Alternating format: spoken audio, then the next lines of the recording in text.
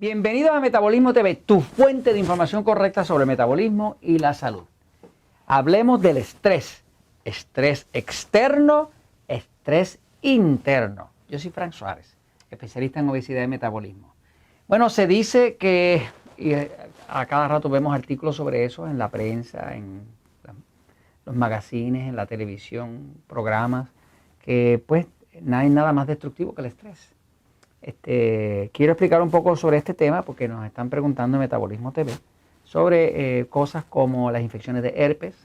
Las infecciones de herpes, que es un virus, pasan cuando el cuerpo está bajo estrés.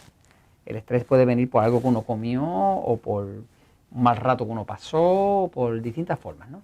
Así que quiero que entiendan un poquitito la relación que existe entre el estrés y las enfermedades, entre el estrés y el metabolismo y demás, ¿no? Porque todo esto está entreligado. La solución a cualquier problema siempre es entender el problema y uno empieza por entender los componentes de ese problema, ¿no? Esa es como la única solución verdadera a un problema, entender los componentes de ese problema para entonces poderlo manejar. No se puede manejar algo que uno no entiende. Voy a la pizarra un momentito. Vamos a empezar por definir qué es lo que es el estrés. Cuando estamos hablando de estrés,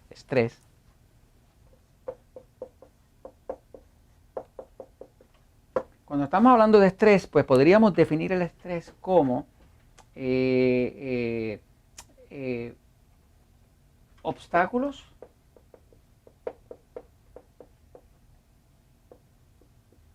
percibidos o reales a la supervivencia. ¿Okay? Fíjense. Todos nosotros queremos sobrevivir.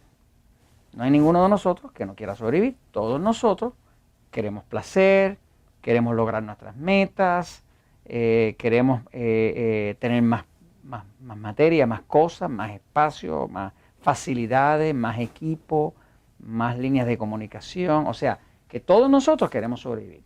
Y si queremos sobrevivir cualquier cosa, digamos que este soy yo, ¿no? Y yo veo que la sobrevivencia está en llegar hacia esta meta. Esta es mi meta, yo estoy acá. La meta siempre está en el futuro. Y yo, si estoy en buen estado, pues voy a estar en el presente. Hay gente que no está muy en el presente. Hay gente que están como idos, ¿no? Que están como ahí, pero como que no están ahí. Su mente no está ahí. Pero cuando yo tengo una meta en el futuro. Por ejemplo, ahora yo estoy escribiendo un libro sobre la diabetes, pues ya yo veo en mi mente mi libro, ¿no? El libro sobre la diabetes, ¿ok? Yo trabajo hacia esa meta y trabajo desde tiempo presente, ¿ok? Ahora, cualquier paro, cualquier obstáculo que se ponga entre yo y mi meta, pues va a representar estrés. Y aquí vamos a la definición otra vez. ¿Qué es el estrés? El estrés está compuesto de obstáculos percibidos que yo lo siento, o reales, que son obstáculos a la supervivencia. O sea, que si yo quiero hacer un libro de diabetes y necesito unas ilustraciones y resulta que el que me hace las ilustraciones me dice, no, yo me voy a mudar de este país y no te los puedo hacer más, pues me va a causar estrés, porque me está poniendo obstáculos a mi sobrevivencia, que es a llegar a mi meta, ¿no? Entonces, ya ahora que sabemos lo que es el estrés, que el estrés tiene que ver con los obstáculos percibidos o reales a la supervivencia. O sea, ese estrés, que es esos obstáculos que se perciben, pues pueden ser estrés de adentro o de afuera del cuerpo. Ahora, para poner todo esto en un contexto de realidad, fíjense. Vamos a empezar por aclarar que todos nosotros, usted y yo, somos seres. Somos un ser espiritual. Y vamos a poner ese hecho aquí.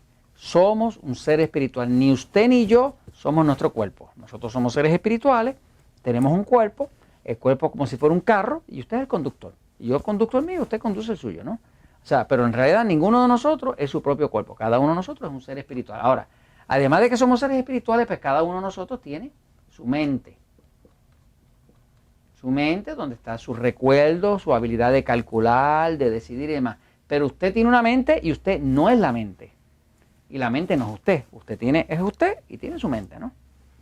Por ejemplo, una persona puede tener un complejo, algo que le hace pensar que desconfía de todo el mundo, eso lo tiene metido en su mente. Eso no es que sea el ser. El ser se ve afectado por ese pensamiento de que no debe confiar en nadie. Así que el ser tiene, él, que es el ser espiritual, tiene su mente y también tiene el cuerpo. En otras palabras, que todos nosotros tenemos las tres cosas. Somos seres que tenemos una mente y que ocupamos un cuerpo, ¿no? Ahora, ¿qué tiene todo esto que ver con el estrés? Pues tiene todo que ver. Porque si uno entiende esto, uno puede ver, por ejemplo, que yo soy un ser que vivo en mi cuerpo. Si estoy feliz con lo que estoy viendo, con lo que estoy percibiendo a la supervivencia, pues hay poco estrés. Si estoy percibiendo que hay peligros en la supervivencia alrededor, pues entonces eso me causa estrés. ¿Por qué? Porque hay obstáculos percibidos o reales a la supervivencia. Cuando hay estrés externo, vamos a decir que hay una amenaza. Amenaza. Digamos, se presentó alguien y ese alguien tiene un revólver. Qué bien yo dibujo, ¿verdad? ¿Viste, Jorge? Si este alguien tiene un revólver y me está amenazando, pues eso me va a causar estrés a mí. Ahora, cuando me causa estrés a mí como ser, también va a afectar mi cuerpo. Entonces el cuerpo va a tener una respuesta hormonal. Por ejemplo, una persona tiene un mal rato y como bien se explica en el libro Poder del Metabolismo, va a ver que hay un capítulo que dice el estrés engorda. Y es verdad, el estrés engorda. Porque el estrés produce una hormona que se produce aquí atrás en las adrenales que se llama cortisol. El cortisol engorda, saca barriga, destruye los músculos, envejece a la persona. El estrés definitivamente engorda, ¿no? Si una persona, por ejemplo, tiene una amenaza, está dentro de un cuerpo como ser, tiene una amenaza que la siente con su mente y la siente con sus sentidos y hay una respuesta hormonal.